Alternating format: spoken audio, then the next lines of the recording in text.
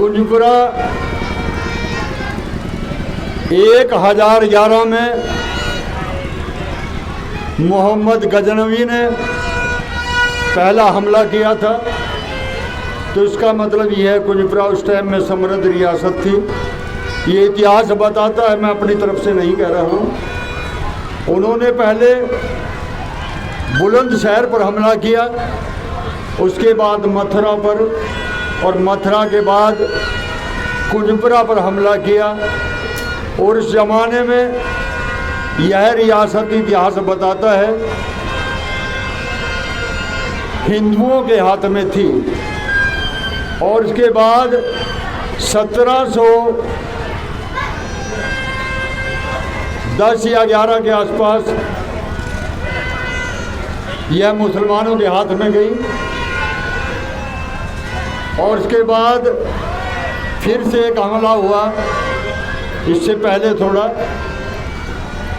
यानी बंदा बहादुर जिन्हें बैरागी भी कहते हैं, उन्होंने भी कुंजपुरा पर हमला किया। कारण यह था कि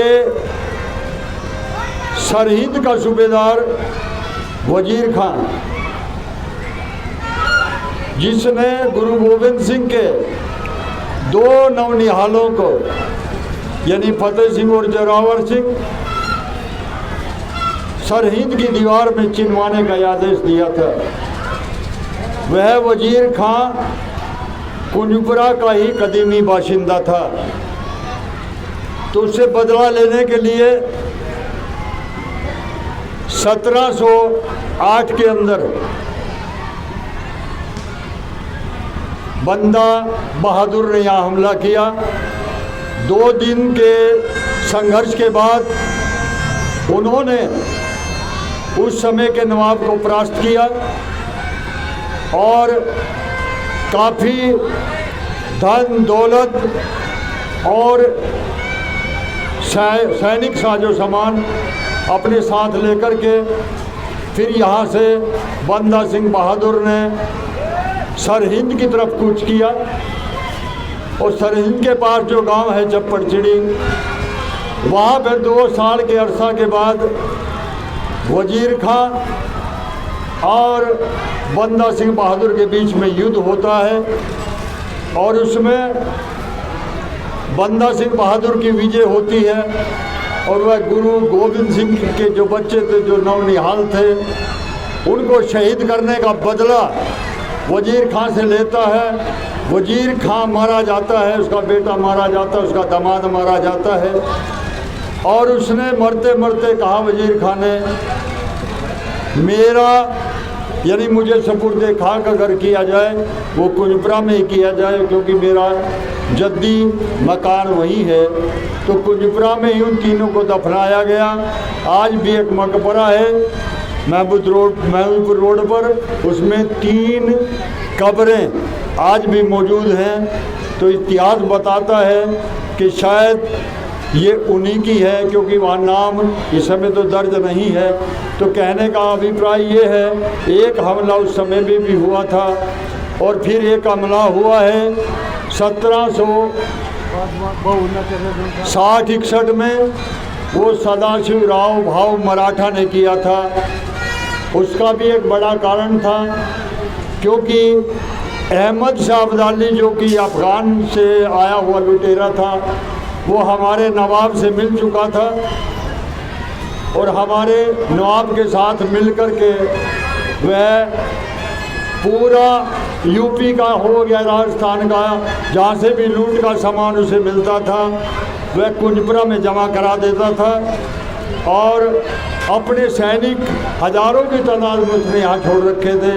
अभिप्राय कहने का ये है, जब मराठों ने सदाशिव राव भाव के नेतृत्व में दिल्ली पर हमला किया, तो फिर उनके पास खुफिया रिपोर्ट पहुंची कि अहमद शाह अब्दाली का कीमती सामान और कुंजपुरा का नवाब उनकी मदद करता है, तो क्यों ना उस पर हमला करके जो उन्होंने मराठा योद्धाओं को मारा था, उसमें मदद की थी अब्दाली की, उससे बदला लिया जाए।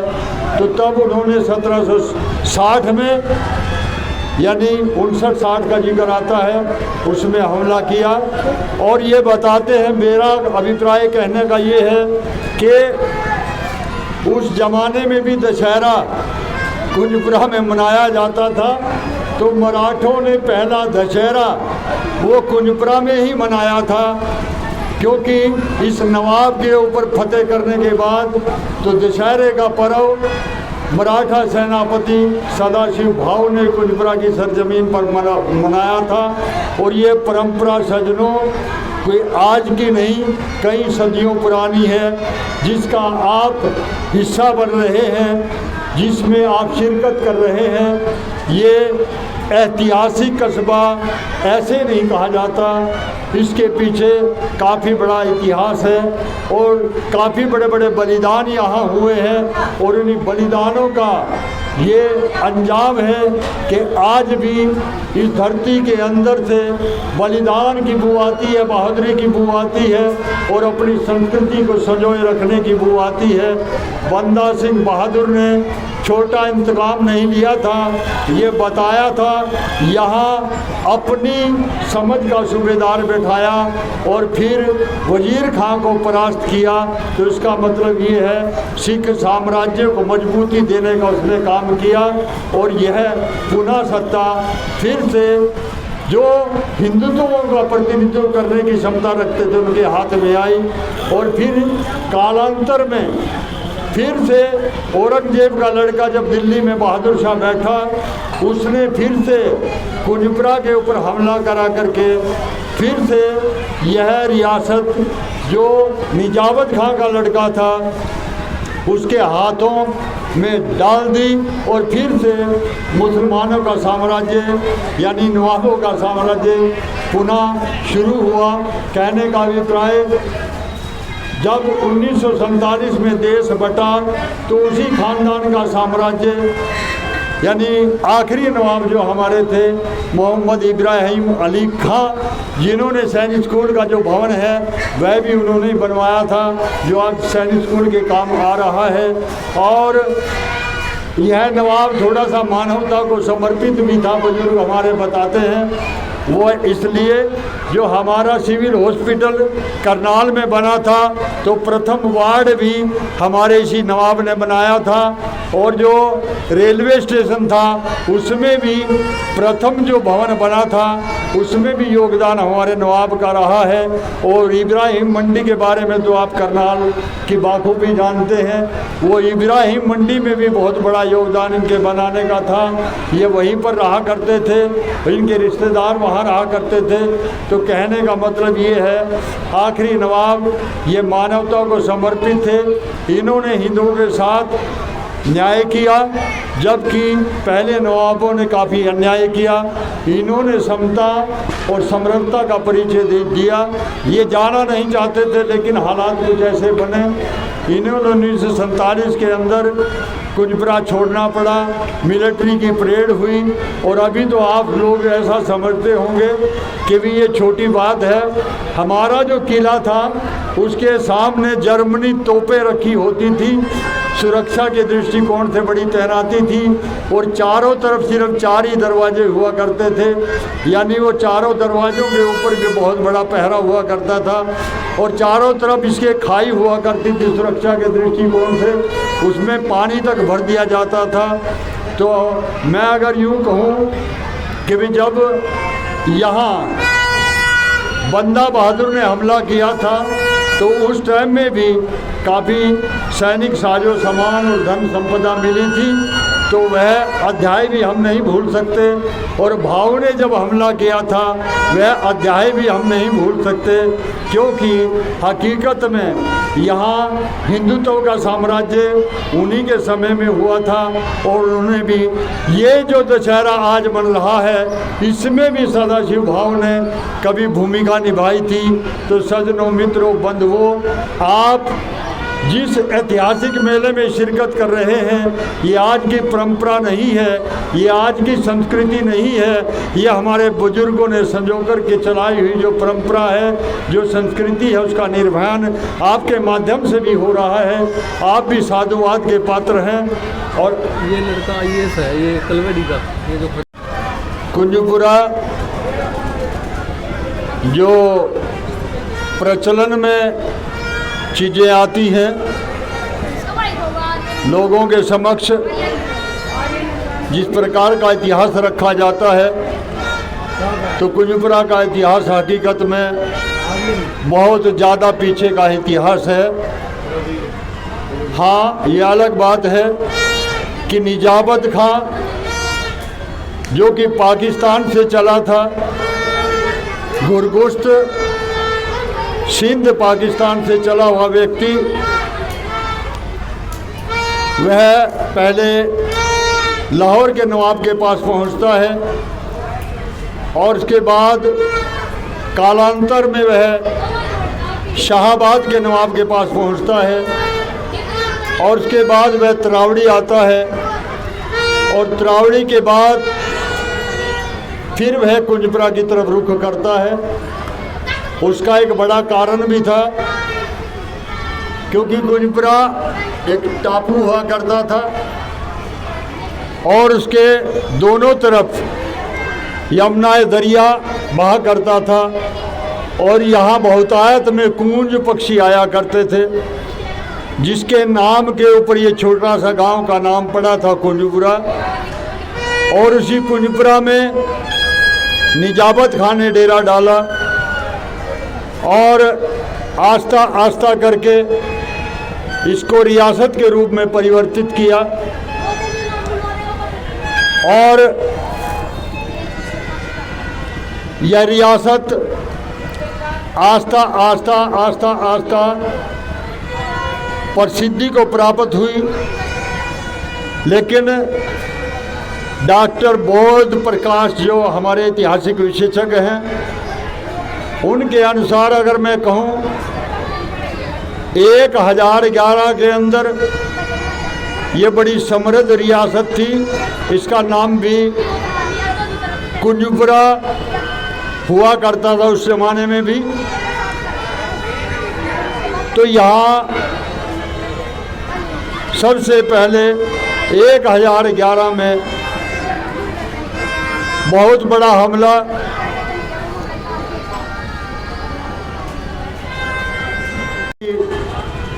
मैं आप सबके समक्ष रख रहा था। रामलीला का आयोजन कुंजपुरा के अंदर आज से नहीं 1926 और 27 से शुरू हुआ। ये रामलीला की परंपरा नित्य निरंतर हर साल हमारे बीच में श्री महावीर ड्रामेटिक क्लब के माध्यम से रखी और आप सब ने बाखूबी 9 दिन तक रामलीला का मंचन देखा। लेकिन सैकड़ों वर्षों से पली हुई, पोषित की हुई हमारी बुजुर्गों की यह रस्म, बुजुर्गों की यह परंपरा आज भी संस्कृति के रूप में हमारे समक्ष आ रही है। तो इस संस्कृति की पालना, इसका बड़ा हिस्सा विजयदशमी का महान पर्व भी है, जिसे हम हनुमान स्टेडियम कुंजपुरा में आज बाखूबी मना रहे हैं, देख रहे हैं। विजयदशमी यह महान पर्व ऐसा नहीं है कि ये कुंजपुरा में ही मनाया जा रहा है, पूरे भारत में और विदेशों तक में मनाया जाता है। लेकिन हमारा जो विजयदशमी का पर्व है, ये विजयदशमी का पर्व हमें पूरे देश के साथ खड़ा करता है, पूरे विश्व के साथ खड़ा करता है, हमारी संस्कृति के साथ खड़ा करता है और हमें सीख और अच्छे आचरण की शिक्षा जो देते हुए आगे बढ़ रहा है। तो ये कोई छोटी बात नहीं है। इस पूरी मुहिम के अंदर पूरी मुहिम के अंदर जो भी लोग महती भूमिका निभा रहे हैं, छोटे कार्यकर्ता से लेकर बड़े कार्यकर्ता तक, पूरे 10 रोज में वह सभी धन्यवाद के पात्र हैं।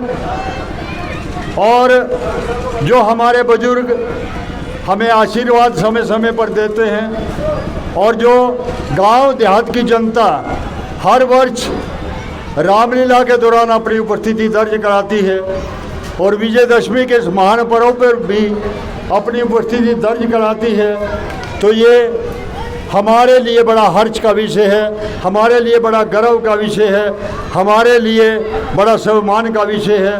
और अपने बुजुर्गों के द्वारा चलाई गई इस परंपरा के निर्वहन में जो दिन रात परिश्रम करते हुए कार्य करता है, तो वह तो पूजनीय है, क्योंकि इस महान यज्ञ में जो है अपनी आहुति तन मन धन से दिन रात एक करके लगे हुए हैं, तो वह बहुत बड़े साधुवाद के पात्र हैं। और मेरा निवेदन है समस्त ग्रामवासियों के साथ साथ जहाँ जहाँ भी मेरी आवाज़ जा रही है कि वह सभी लोग धन्यवाद और साधुवाद के पात्र हैं, क्योंकि हमारी इस संस्कृति से जो जुड़े हुए हैं, हमारे इस महान पर्व से जो जुड़े हुए हैं। अभिप्राय कहने का यह है वह हमारे साथ हमारी जो ये पहचान है इसमें बराबर के शिरकतदार हैं, तो वह सब भी उन सब को भी हार्दिक बधाई, बहुत बहुत शुक्रिया।